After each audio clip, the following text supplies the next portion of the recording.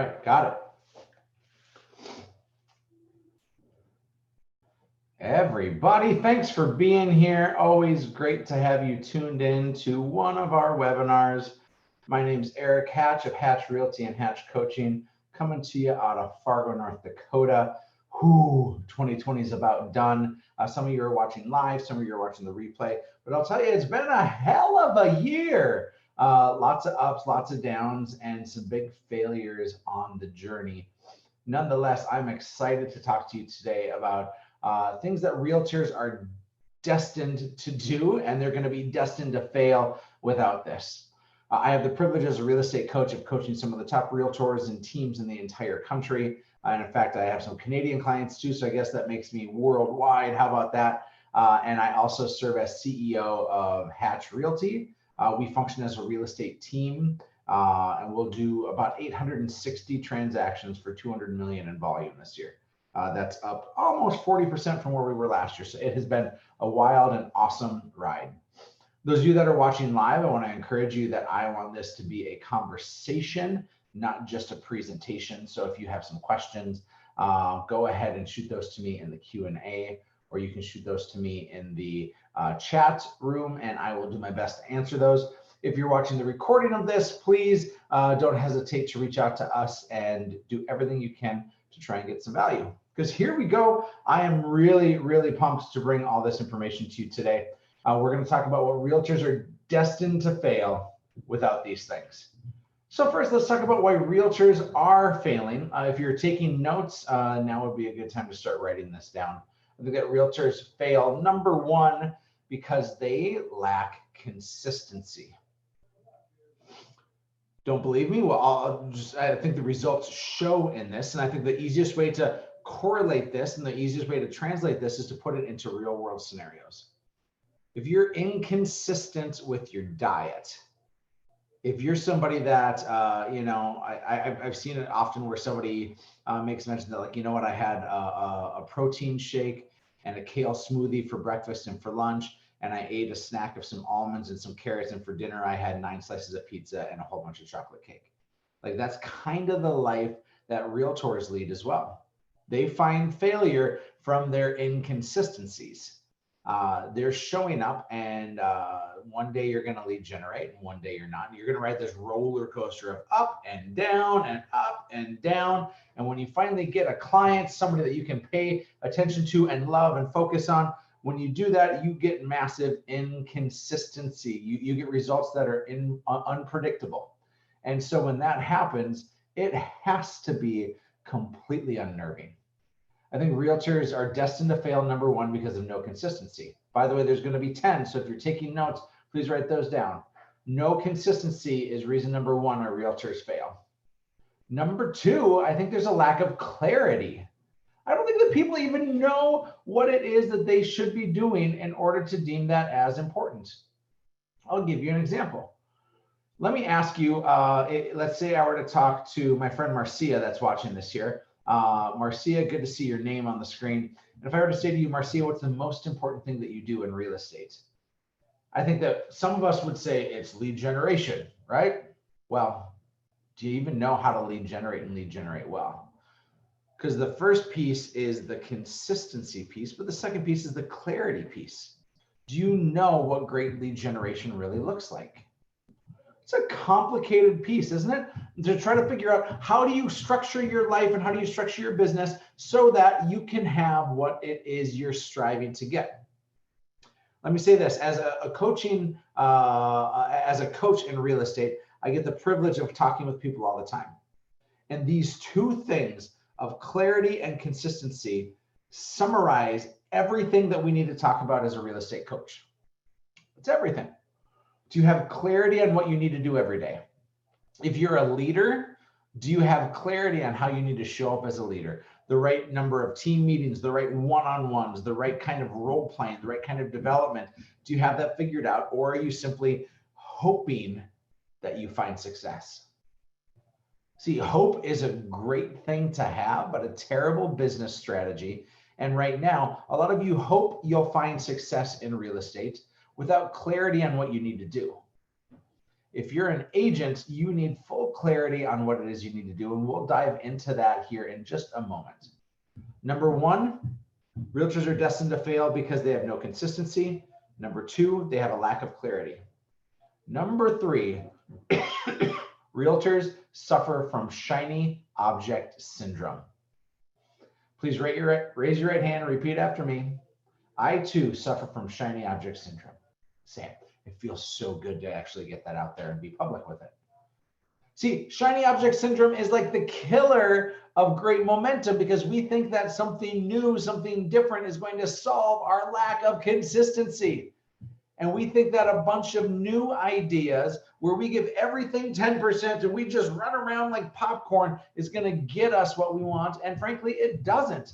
I think it's an irresponsible way, and you are destined to fail if you have shiny object syndrome. Number four of the 10 reasons why realtors are destined to fail is that they practice on their paycheck. That one's a tough, brutal one, isn't it? Is that we're practicing on our paycheck, that we, with our clients, test out new things, that we don't sharpen our sword before we actually go and work with our clients. I'm going through this quickly because I'm going to get to the real meat of it, but I have to identify the reasons why realtors fail. The reasons why people are destined to fail is because you're practicing on the people in which you should be really astute and well equipped to kick butt with, and you're just not doing it. Reason number one, no consistency. Number two, lack of clarity. Number three, shiny object syndrome. Number four is you're practicing on your paycheck. And number five, for one of the 10 reasons why realtors are destined to fail, is that they have no game plan. That is a brutal reality for some of you, is that you have no game plan whatsoever. That your game plan is, I want to sell some houses and I need to make some money. And if that's the case, if you're setting yourself up without a game plan here, and I'll help you figure out that game plan, but if you're setting yourself up without a game plan, that's like driving a car and going on a trip, but you don't have a roadmap. If you don't have a roadmap, aren't you just going wherever it seems easiest? And what in your life, when it's easy, has actually brought forth the results that you want? Slim and none, as far as I'm concerned. Number 6 on the list of the 10 reasons realtors are destined to fail is that you have an empty checking account. That's a harsh reality, isn't it? When my checking account is at a low balance or a zero balance or a negative balance, I'm not convinced that I'm making healthy choices. And some of you maybe got into real estate, jumping in thinking that this would be an easy buck. And all of a sudden expenses start piling up and you're not earning any side cash, and you're just really struggling to get those results. And it's a really interesting balance, because in order to keep that checking account filled, you're going to have another job. But the only way in which you're going to be great in real estate is if you do it full time. And it just brings out a lot of pressures. And a lot of realtors are destined to fail because they have an empty checking account. That's number 6. Number 7 on the list of 10 reasons why realtors are destined to fail is that they have no pipeline. Your pipeline is massively important. This is filled with the people that are your potential clients in the next 30, 60, 90, 180, and 360 for days. This pipeline, oh my goodness, it matters a lot. And a lot of times people are only paying attention to what's on their plate and not the meals that are coming in the future. So you're not doing enough time to till that garden and to bring up all those beautiful pieces of awesome production. So number 7, no pipeline. Let's give you a recap so far. Number 1, we're talking about the 10 reasons why realtors are destined to fail. Number 1 is no consistency. Number 2 is lack of clarity. Number 3 is shiny object syndrome. Ooh, that's true for me. Number 4 is you practice on your paycheck. Number 5, no game plan. Number 6, an empty checking account. Number 7, no pipeline. And number 8 is you think you know it all. Oh, that is one of my sins too. Those of you that are watching this are either watching a live webinar or a replay on YouTube, and you've actually chosen to say, I need to get better. So frankly, I'm preaching to the choir here, but I want to say that the person that shows up as the consummate student, The person who always is looking to get better and is trying to rip off other people's ideas, that is a key to success, to be coachable and to desire all those things. Understanding that you don't know it all and you have more to improve upon, that is a huge, important piece. Number 9,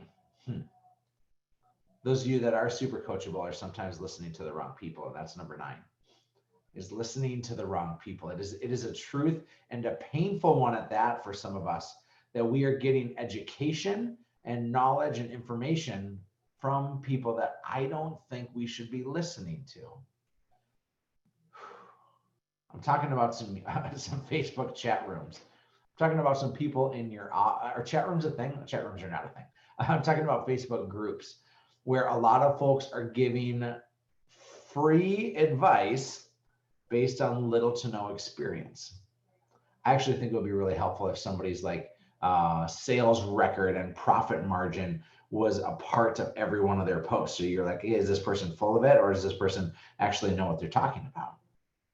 See, advice happens all the time, but you need to be really cautious on who you take it from. Some of you are taking that advice from me right now, and I don't take that lightly whatsoever. I don't say I have it all figured out, but I will tell you I'm the most passionate student in the game. Finally, number 10 on the reasons realtors are destined to fail is because you are a because person. If you say because, it's like an excuse. Let me say this. Because of COVID, I had a tough 2020. Because I'm in a new town, I'm not achieving the results that I want. Because my family is tying me down. Because I got sick. Because that deal fell through. Because. And if you are a because person, you are destined to fail as far as I'm concerned. Excuses are like armpits. Everybody has them and they all stink. I cleaned that up because usually I have a much more graphic example. It's not armpits, but those of you who know, you know. So those are the reasons why people are destined to fail, is because you don't have those things. But it's more important not to talk about what you don't have, and instead let's talk about what you do have. And what you do have, if you're going to be successful, I have 10 things for you that y'all are going to need in order to succeed. It's the other side of the coin. And so I'm going to dive in a little more deep here. Again, those of you watching live, if you have questions or comments, please throw them in the chat bar or the Q&A, and I'll do my best to get to those. But here are the 10 things that y'all need to succeed. Number 1 is consistency. And I want to spend some time here because number 2 is clarity. I want to marry both of these together. Clarity and consistency are imperative for your success. Who do you need to be? And what does your schedule need to look like? I did a 2021 goal setting advanced retreat with one of my buddies yesterday. I was on a Zoom call for 2 hours with his team. His name's Pete. He's out of Breckenridge, Colorado, and an amazing guy. And one of his team members, we were talking about goals, and there's 5 kind of goals that we concentrated on, and they all start with F. We talked about finance and fitness and faith and friendships and family. Those big 5 were the things that we talked about, how it's imperative to be consistent and to have clarity on that. And one of the gals, when we ranked it on a scale of 1 to 10, with 1 being really bad and 10 being unbelievable, I asked her, where did these things rank? And she said, well, my fitness is like a 4. I just don't have time for it. And I'm like, whoa. And I had never met her before, but I said, do I have permission to call you out on something? And she's like, yeah, for sure. And so I said, you frankly do have time for it. It's just not a priority for you. See, that key word of priority is what matters. All of us have different pressures in our life. We have different family things. We have different personal things. We may have other jobs. We have things that pull us and distract us all the time. What you need is clarity on what your priorities are and consistency. So I think that here are the big priorities for a real estate agent. And I'm going to first talk about an agent, and then I'm going to talk about a leader, because I think those 2 things are very different. I think that an agent needs to have equal parts consistency with lead generation and lead follow-up. In fact, I value lead follow-up practically higher than I do lead generation, because those are people that you've already hooked in one way, shape, or form. It doesn't cost you money on that unless you like doing some retargeting. So lead generation and lead follow-up. I think role play is imperative.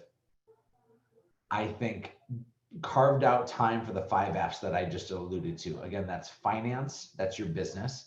Your faith, that's personal development, self-care. Of course, if faith is an active thing in your life as it is mine, that certainly needs to show up on your schedule as well.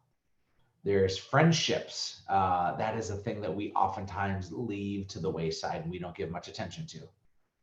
There's family, and family is super huge, and that needs to be scheduled before everything else so you don't give your family your leftovers. And finally, there's fitness. A commitment to a healthier lifestyle will give you so much more energy and clarity. And if you don't think you have time for all of those things, I say baloney. Wake up earlier. But even more so, you don't need to wake up earlier. I think you need to be disciplined with the time that you have. So let's be honest. If I time block 30 minutes of lead generation time, and I say lead generation is really important, what most people aren't doing is they're not actually doing lead generation for a consistent 30 straight minutes. Instead, they're going for 5 minutes, making a few phone calls, and then they see they have a new Facebook notification, or that they got a new email, or somebody pops by their office. And so they're not actually doing 30 minutes of focused, intentional time. In fact, some of you right now are probably watching this and you're also checking emails, and this is just noise in the background. And like, you're not going to get anything out of this or anything else in life if you give it a half-hearted effort. It takes an all-in mentality. And so getting that kind of commitment and consistency in your business is huge. Now, you of course have to have time scheduled for your clients. You have to have time scheduled for showings and inspections. And it's imperative that if you are taking something in your life, in your business, and if you have to remove it, that you don't remove it. Like, let's say you have an inspection during your regular lead gen time. You don't remove that lead gen time and not replace it. It always has to find its way back into your schedule so that you're putting that time back in there. See, an agent's life is simple. It's not easy, but it's simple. And I think that every moment of your day should be time blocked to the nth degree, because you need clarity and consistency. Those are number 1 and number 2 on the things that you need in order to avoid failure. Now, remember, I said that I was going to talk about 2 things about what an agent's schedule should be and then what a leader's schedule should be. And some of you are wearing both of those hats, from agent to leader to leader to agent, and it is a bit of a kermuffled mess. So let me challenge you. I think that if you look, and I wrote, here's a shameless self-promotion, but I wrote this wonderful book called Play for the Person Next to You. It looks like a Pittsburgh Steelers book. So I think it's very timely for right now as they're undefeated. Play for the Person Next to You talks about a pyramid of priorities.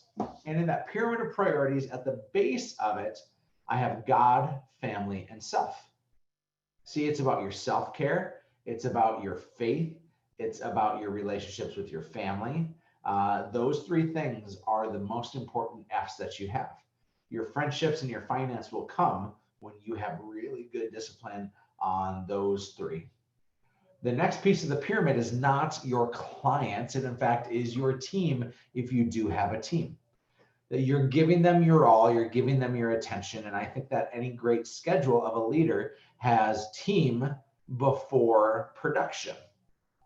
That means that the most important things that you do are your scheduled one-on-ones, are your large team meetings.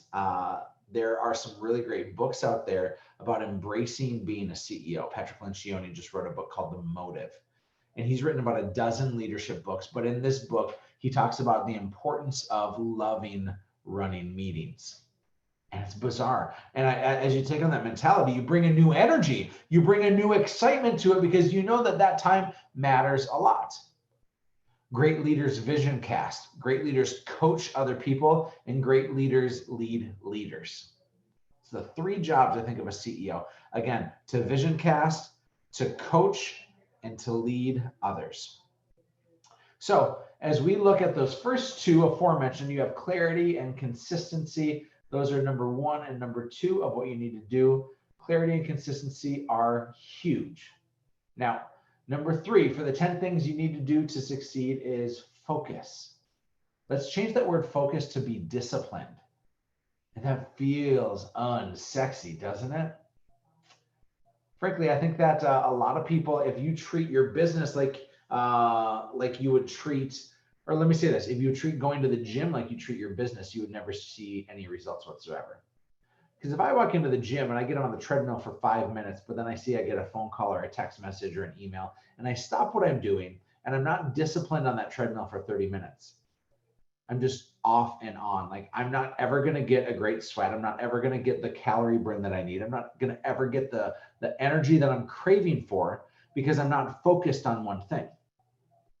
See, if you treat your business as though you're sitting in church, your mind certainly, it may start to wander, but like when you're in church, we are polite enough not to be checking our phone and to see what's going on. And we're polite enough to not have an earbud in and in a conversation. There's like one thing that you're focusing on. And when you're at the gym, traditionally those people that are gym rats have one thing that they're focusing on. They're not just inundated by all these interruptions. And your business is missing some of that focus right now. My guess is your business has distractions that are happening all the time. And your job is to eliminate those distractions and focus solely on those things that matter. So we're talking about 10 things y'all need to succeed. We've covered consistency, clarity, and focus. Those are the first three. Number 4 is role play. The inverse of that was, of course, practicing on your paycheck or to practice on your clients. And that's a really dangerous thing. I think a great realtor should be role playing 3 times a week. And role play actually means that you're doing it in front of other people, and then you're evaluating yourself, and then they're evaluating you. And that can be a painful piece. You know, they're telling you, here's where you sucked, here's where you need to get better. We did a tournament of champions at Hatch Realty over the last few months. I've been leading our veteran role play, and it's been really awesome. So there's 16 or so people in the room, and in that time, we are diving in with great accord into role playing. So we put somebody on the hot seat, and for 2 minutes, they're role playing with me. Then they compete against somebody else. We put them 2 minutes on the hot seat, and they both have the same situation. Then the person evaluates themselves. They say, here's all the areas in which I stunk, and that here's the places that I did really well. Then the other person gives that same critique about their own performance, and then the room gives them a critique. Here's where you did well, here's where you struggled. And it should be a time in which there's active note-taking, active listening, and then the most important piece is that you actually go and again do the same role play. I mean, you're tweaking it, but you're giving the same kind of situation, giving that person a chance to develop. I think that role playing is imperative in y'all's worlds. It is so unbelievably important and will lead to a massive amount of growth and success for people. So if you want to be successful, role play. Number 5, I have a laid out game plan. This means to set some goals. I alluded to it earlier in this conversation that oftentimes we get in the car and we just drive not knowing where we're going. And you need to know where you're going to go, because you have to get remember, if we're talking about clarity and consistency as those 2 leading factors, we need to know where the heck you're going. If you're in Fargo, North Dakota, and you want to drive down to San Antonio, Texas to go to the Alamo, you have a roadmap, don't you? And frankly, there will be detours along the way. There will be construction. There will be pit stops, and we can plan our journey. See, most of us only talk about the Alamo. We only talk about that goal that we have, and we don't actually understand what's necessary for the journey because we fail to plan. And when you fail to plan, you plan to fail. See, if I know it's going to take 3 days to drive down to San Antonio, I have to plan my pit stops and where I'm going to stop and rest, how much money I need for gas, how much food I need in my own body, how much fuel I need in my car, everything else that's there. Do you have your goals laid out for this next year? And if so, I want to challenge you that it's fine that you have your goals laid out for 2021, but what about 2022? As I record this, it's December 8th, 2020. And I want to tell you that your job should be to be 12 months ahead on vision casting. That you need to know with such an intentional plan on where you're going, because otherwise you're just simply letting the tail wag the dog. Right now, my challenge to you, my homework to you is to actually start planning 2022. Right now, 12 to 13 months away is when it's actually going to happen, but you need to start planning for it now. Because if you're going to hire, if you're going to buy leads, if you're going to plan and finance and budget and all these other things, you can't just simply wait until you're in it, because if you're in it, it's too late. We're covering 10 things y'all need to succeed. I've covered 5 so far. Consistency, clarity, focus, role play, and a game plan. Number 6 is financial stability. If you want to be really successful in real estate, I think financial stability is imperative, so that you're not making emotional, destructive decisions. And in fact, I would challenge you that you should have a minimum of 3 months of operating expense in your account. If you have 3 months of operating expense, stress starts to dissipate just a little bit. I have a coaching client that started with me but a couple of months ago, and frankly, this person couldn't afford me. It's not my job to say yes and no on that. And I even said, I'm questioning if this financially is the right move for you. And he simply said, I need that kind of accountability in order to make sure that I'm getting through this stuff. And I challenged him as he shares with me the debt that he has and the income that he has coming in. I challenge him and I just say, we have to get you out of this situation. You can't make a healthy decision when you're in debt. And when you don't have enough money in the bank, you're not thinking clearly. And so we actually put him back into production. He had gotten himself out of production. We put himself back into production. And we said, the only thing that matters right now is that you can breathe. Because money is like oxygen. It's not the purpose of what we do, but it's imperative, like oxygen is to our lungs, that money is to our business, so that we can breathe. So if you don't have at least 3 months of operating expenses in your account, you are short of breath, and you can't ever achieve your goals if you can't even breathe. Financial stability matters so much. Number 7 on the list of 10 things y'all need to do to succeed is to build a pipeline. Oh, pipelines are important, gang. They are unbelievably important, because what you're doing is you're fueling and stacking the deck so that you have predictable business. This is an unpredictable business, and the things that we can control are things like our pipeline. Those are the number of active conversations we're having. Those are labeling our people accordingly, A, B, C, and D. If you haven't done so in your CRM to put great labels on people, you are falling tragically short. If you haven't seen what my partner Robbie T is doing within Sierra Interactive to label things and to give every last client a massive amount of attention, if you aren't doing that, you aren't playing the game well enough. So we'll send you some information on how you can get a little more active with that stuff. But for now, I'm going to keep moving on, because I think building a pipeline is huge. Number 8, and we only have 3 left, 8, 9, and 10. Number 8 is to be coachable. I can't overstress this enough that you should be the most coachable person in your world. I don't care if you're a producer. I don't care if you're a leader. Your job is to be the most curious person and the most permeable person that allows things to work through you and with you. All my one-on-ones that I have with my key leaders at Hatch Realty end like this. I'll say to somebody like Josh, I say, Josh, what can I be doing better or different? And I ask my people to coach me, because I think that iron sharpens iron. And I think that people who go a really long ways in life spend more time listening than they do talking. And if you want to be great, go to the people in your world that know you, go to the people in your world that care about you, and ask them, what can I do better?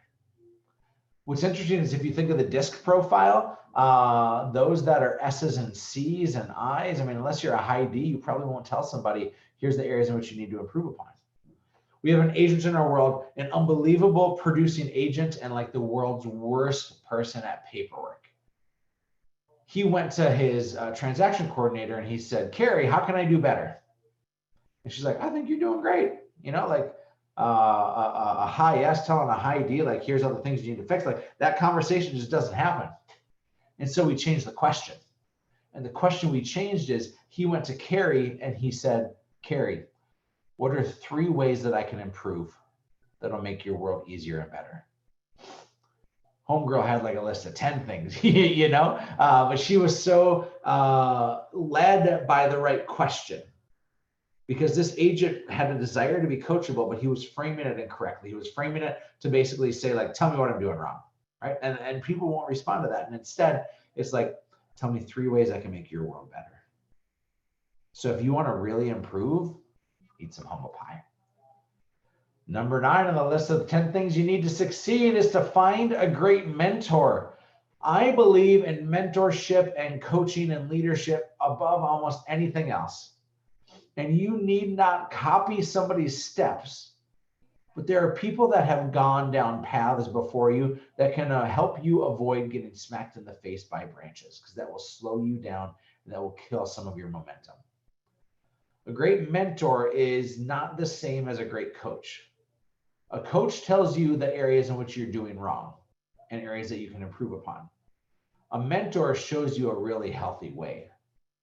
A coach can be a mentor can be a coach, but they are 2 different things. And I think of some of the great mentors that I've had. Sometimes they've been personal relationships that I've had, really close contact personal relationships. And other times it's people I don't even know. Like I know of their reputation, but I don't know them as like a friend in a relationship.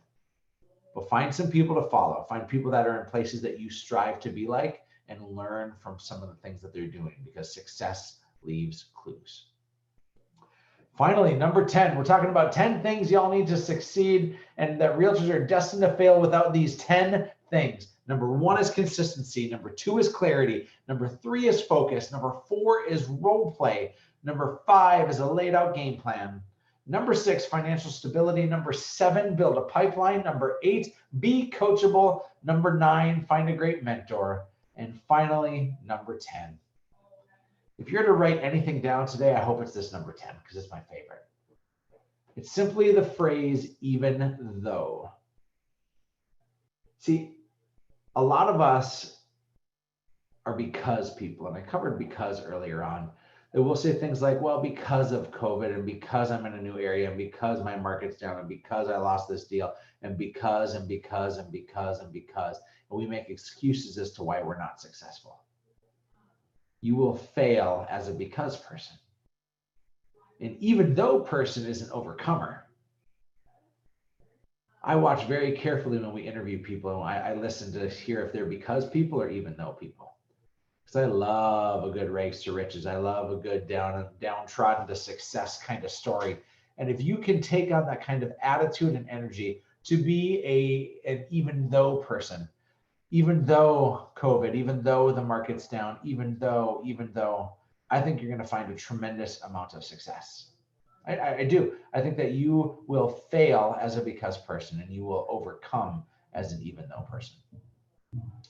Now, I have but one final thought here, and it is one of my favorite ones, so don't go anywhere. Those of you that are watching live, if there is a question or a comment that you have, I'm happy to field that for you. But I want to share with you what I think has actually happened over the last 9 months. And here's as truthful as I can get, is I think that we have had accidental success. Things are either on purpose or an accident. My kids are 6 and 4 years old, and we use that language a lot of times. Is, was it an accident that you hit your brother? Was it an accident that you bit your sister? Or was it on purpose? Frankly, I'm fearful that a lot of us have businesses that are on accident right now. That you're finding success, or you're finding a few wins on accident, and that you're not actually curating for yourself an amazingly predictable business. I think you'll fail if your business is on accident. Doesn't mean you're always going to fail. Doesn't mean that you're gonna lose the battle, but I do think you're going to lose the war. See, it's taking your business from accidental to on purpose.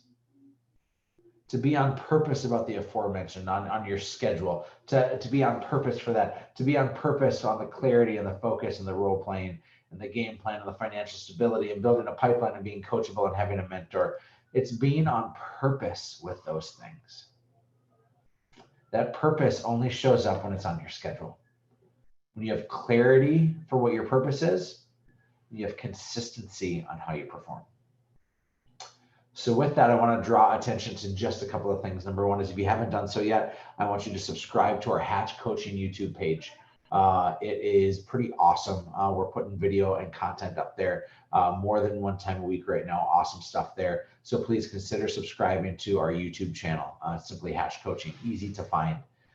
Number two is we love giving things away at a discount. And so we're going to include a discount for all of our training and all of our things in our marketplace. We have amazing games that can help you to role play. We have lots of great trainings and development pieces so that you aren't practicing on your clients, but you can sharpen your sword behind the scenes. Our goal is to just bring as much value as we possibly can, and I hope I did that today for you. So watch for your email. You'll get a replay of this. If you are watching a YouTube recording of this, that's no problem whatsoever. We're simply going to answer any inquiries that you have. So with that, God bless you. Thanks for being with us, and Merry Christmas.